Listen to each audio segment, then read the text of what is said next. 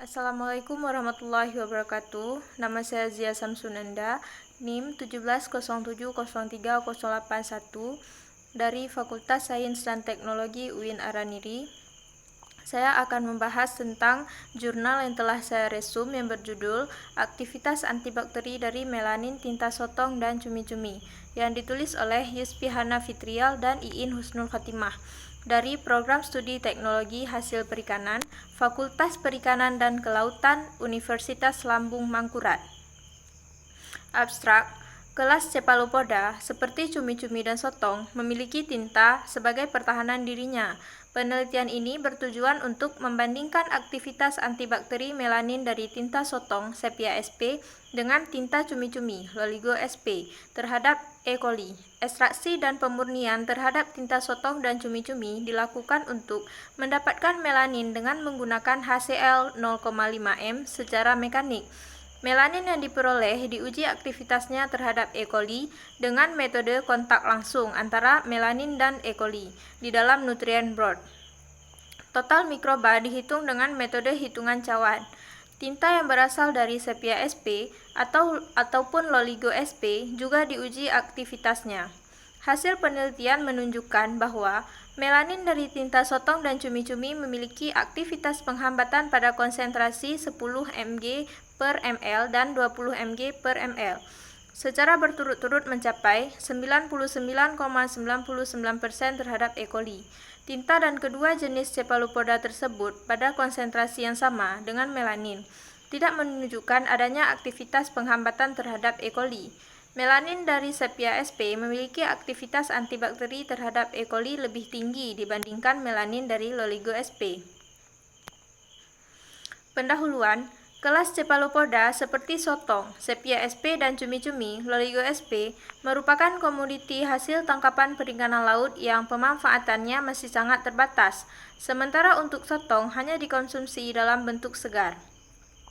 Tinta cumi-cumi ataupun sotong di daerah Kalimantan Selatan yang menjadi daerah pengambilan sampel biasanya dibuang atau tidak dimanfaatkan sebagai bagian dari olahan cumi-cumi.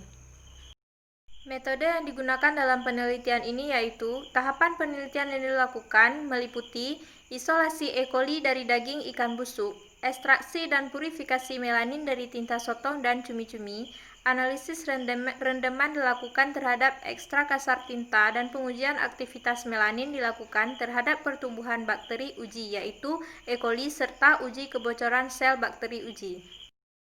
Isolasi E. coli dari daging ikan yang busuk. Daging ikan busuk dilarutkan dalam larutan garam fisiologis 0,85% dengan perbandingan 1:10. Larutan daging sebanyak 1 ml ditumbuhkan dalam media EMB, Eosin Methylene Blue, agar kemudian diinkubasi selama 24 jam pada suhu 37 derajat Celcius. Media EMBA merupakan media selektif dan diferensiasi. Eosin akan membedakan antara dua coliform utama, yaitu E. coli, koloni kecil dan hijau metalik, dan Enterobacter aerogenes, koloni berukuran besar berwarna merah jambu. Methylene Blue secara selektif menghambat gram positif, sehingga yang dapat tumbuh di media tersebut hanya gram negatif. Hasil dari isolasi E. coli. Koloni yang diduga E. coli yaitu yang berwarna hijau metalik diuji sifat biokimianya dengan menggunakan microBAC identification kits atau oksoid. Hasil pengujian dengan microBAC kit menunjukkan lisin plus, ornitin plus, H2S-, glukosa plus, monitol plus, silosa plus, ONPG plus, indol plus, urease-min, VP-min, citrat-min, dan TDA-min. Hasil identifikasi menunjukkan E. coli 96,39%.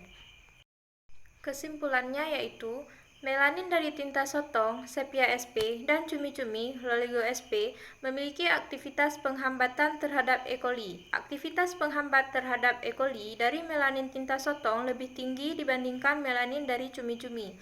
Tinta sotong dan cumi-cumi pada konsentrasi 0,013 sampai 0,020 gram per mililiter tidak memiliki aktivitas penghambatan terhadap E. coli. Sekian paparan jurnal dari saya, lebih dan kurang saya mohon maaf. Wabillahi taufiq wal hidayah. Wassalamualaikum warahmatullahi wabarakatuh.